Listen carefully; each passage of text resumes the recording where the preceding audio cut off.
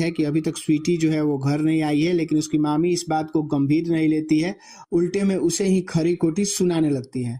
लेकिन जब और ज्यादा देर हो जाती है तो भवानी खुद ही स्वीटी को ढूंढने निकल जाती है। जब ढूंढते ढूंढते एक पार्क में पहुंचती है तो देखती है कि उसके साथ उसके ही कुछ फ्रेंड्स जो हैं वो बदतमीजी कर रहे हैं, जिसके लिए भवानी वहां पे इंटरफेयर करती है और उनसे उलझ जाती है। स्वीटी को बचाने के चक्कर में भवानी अब वहां फंस जाती है, लेकिन वहां पर फिर से माता रानी की एंट्री होती है और वो आती है और भवानी को वहां से बचा लेती हैं। भवानी स्वीटी को लेकर घर आती है। घर आने के बाद ये सच्चाई मामी को नहीं बताती कि इसके साथ कुछ लोग बदतमीजी कर रहे थे, कुछ अलग कहानी बता देती है, जिसके कारण मामी फिर से भवानी पर गुस्सा हो जाती है और उल्टे में भवानी को मारने लगती है। भवानी चुपचाप वहां से चली जाती है, जाके अपने रूम में लेट कर रो रही होती है। तभी स्वीटी आती है और उसके पैरों में गिर के अपने किए की माफी मांगती है कि दीदी आप महान हैं, आपने हमारे लिए इतना सब कुछ किया, लेकिन मैंने आपके साथ